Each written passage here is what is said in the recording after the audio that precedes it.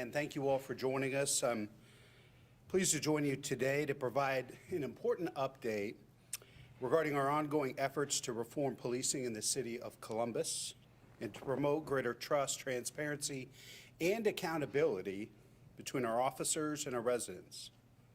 Nearly 2 years ago, City Attorney Zach Klein and I invited the U.S. Department of Justice to conduct a thorough review of the policies and practices at the Columbus Division of Police.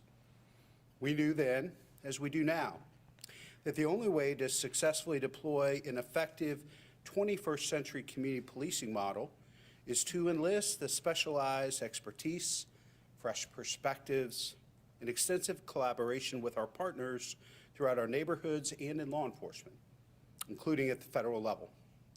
Specifically, we asked the DOJ to evaluate our existing reform efforts, assess current operations, offer remedies where deficiencies and disparities exist, and produce findings that help to advance trust between CPD and the public. We submitted our letter in April of 2021, and the DOJ accepted our request in September of that year. This marked the first time that the DOJ has ever been invited by the city to review the Columbus Division of Police, and the first time the DOJ came to Columbus with the COPS office leading the charge. COPS stands for Community-Oriented Policing Services, and they've worked for decades to empower local communities with the tools, knowledge, and resources needed to reduce violent crime and improve community police relations. Since then, they've engaged with leadership and personnel at CPD and public safety to conduct their review.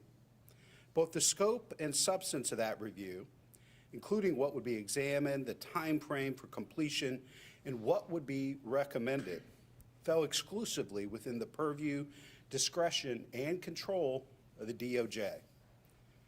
While we could make the ask, and in doing so, draw their attention to specific aspects of the division, the DOJ had the ultimate say as to what their work would actually entail. We're now in possession of their final report, and we're grateful for their findings. This report validates that we're on the right track, but it also indicates there is still much work to be done. Chief Bryant will lay out some of the specifics of the report and what they mean for the division in terms of both existing and future reforms.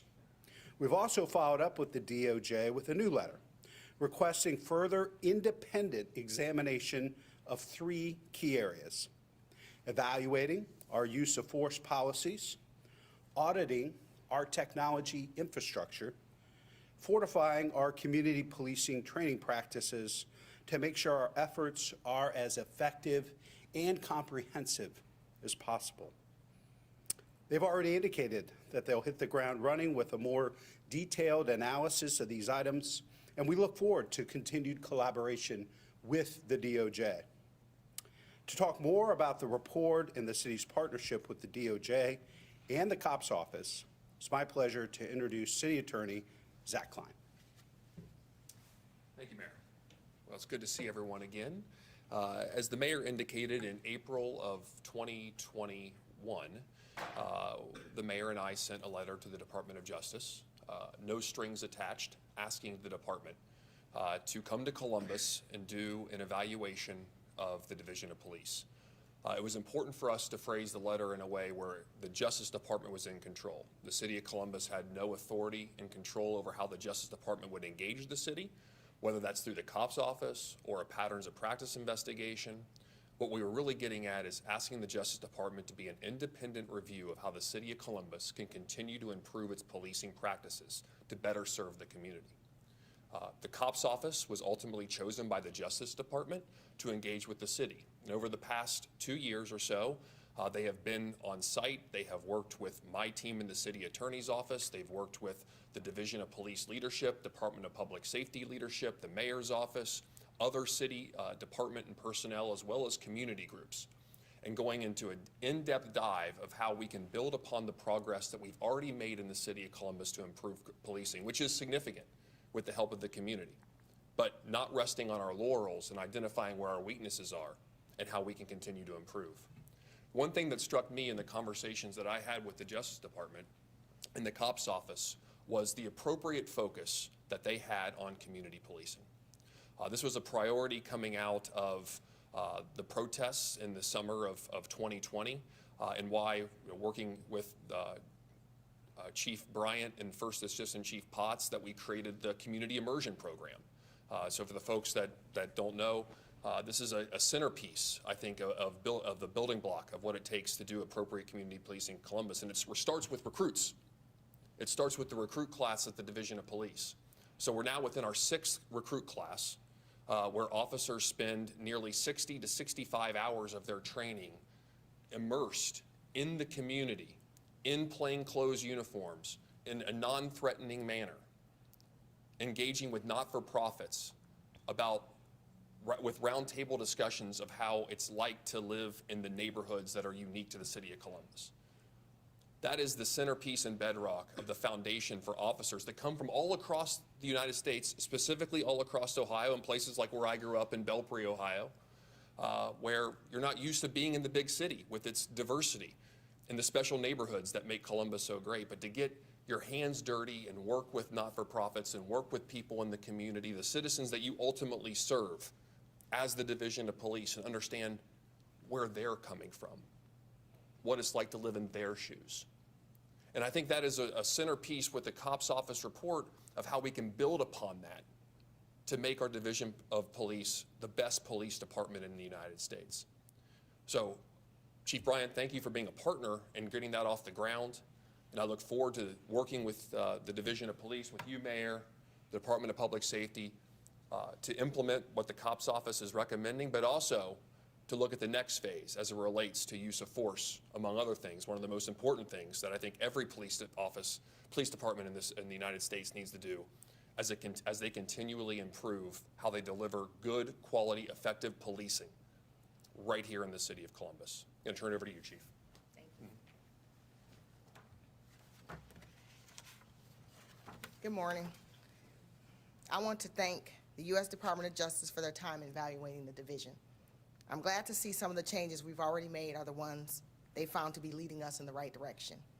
The division and I welcome this inquiry to help us understand how we can better serve our community. The DOJ report highlighted some areas that we need to continue to address, but it was also very complimentary of what we are doing in the division moving forward. One of the steps the DOJ would like to see us implement is setting up a leadership group. This group will be led by First Assistant Chief Potts and will consist of members from the Mayor's Office, Public Safety, the Columbus Civil Service Commission, City Attorney's Office, and the community. This group will be in charge of reviewing recommendations for recruitment, hiring, and retention. An action plan will also be created for these recommendations to be implemented, and this group will review and approve these plans. This will hold the division accountable, and we can also update the public on the progress that we make. The DOJ report also highlighted our need to reorganize. When I started here, it was one of the first things I looked at. By implementing a second assistant chief and restructuring our drug crimes to the new Organized Crime Bureau and reorganizing the Criminal Investigations Bureau, our information and communication sharing has significantly improved. I plan to make further adjustments so our division can continue to evolve and move forward. This will include adding a third assistant chief position and proposed changes to increase the number of patrol zones. Last, we will continue to increase our community engagement by restructuring our community liaison officers, known as our CLOs, into a strong community engaged problem-solving initiative. We will look to redefine the CLO duties and make sure they receive adequate training in community-based policing. The CLOs will be used to extend our message to the community and to get feedback on public safety concerns from the neighborhoods they serve. They are a critical piece of our communication plan. However, community engagement is not limited to just one unit within CPD. All our personnel, sworn and civilians, will be reminded that community policing and engagement that's everyone's duty. Strengthening community trust is more critical now than ever, as communities' cooperation with the police to report crimes and assist in investigations is essential in deterring violence and holding violent criminals accountable. Reinforcing the partnership between our officers and the community we served is imperative for combating crime and achieving lasting public safety. So once again, we thank the U.S. Department of Justice for coming to Columbus and guiding us on a path to becoming a stronger division. Thank you. Please help me welcome our Safety Director, Robert Clark. Thank you, Chief. Good morning, everyone, and thank you for being with us. I want to begin also by thanking the Department of Justice for their engagement with our Division of Police. I'd also like to commend Chief Bryant and her staff for their openness and accessibility during this process. In fact, we've already heard from the DOJ that some of the structural changes that they've asked for, the Chief has already implemented. Everyone involved is united by the same goal: delivering the best public safety services possible to the City of Columbus. That means having the courage to take a hard look at ourselves and the work that we must do. It means giving our dedicated women and men the training, resources, and support they need to excel and to carry out the work we've asked them to do. And it means holding ourselves accountable to the highest level and highest standards. In the last few weeks, as we've stood in this room, we've met with both the director of the ATF and the U.S. Marshal Service to explore new collaborations in crime-fighting strategies and techniques and partnerships. We understand that while we must leverage every partnership possible to reduce violence, it's just as important that we examine our own house and make sure that it is also the best that it can be. Because we understand that safety and reform are not mutually exclusive. In fact, they go hand in hand. It is not a coincidence that as the community has seen, that we've been making changes in solving crimes and dramatically reducing the crime to include murder, upwards of over 30%. As Mayor Ginther has outlined, this is not just the end of the process, but in fact, it is the beginning of the work that we will continue to do in partnership.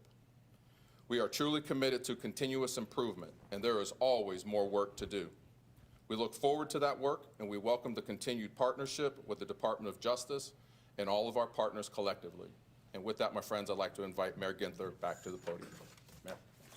Thank you.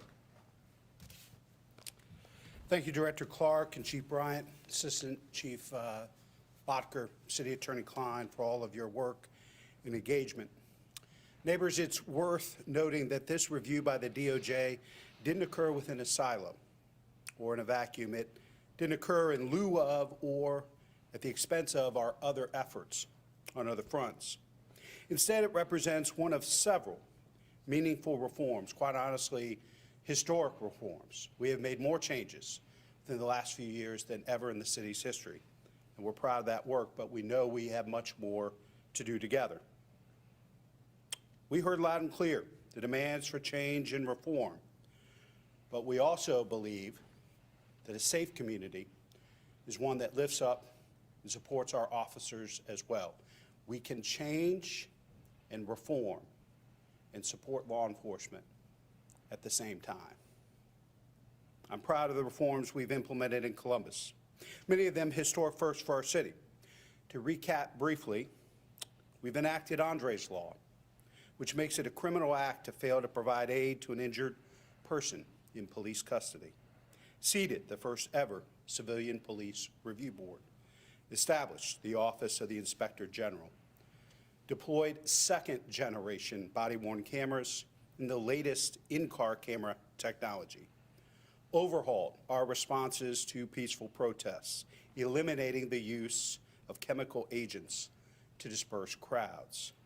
Instituted independent investigations for all police-involved shootings or in-custody deaths through the state's Bureau of Criminal Investigations, and more.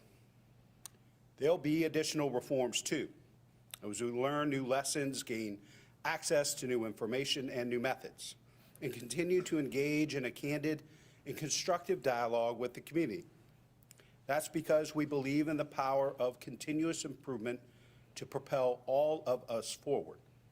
And we'll be working with all of our partners to build a safer, brighter, and more just future for all in our city.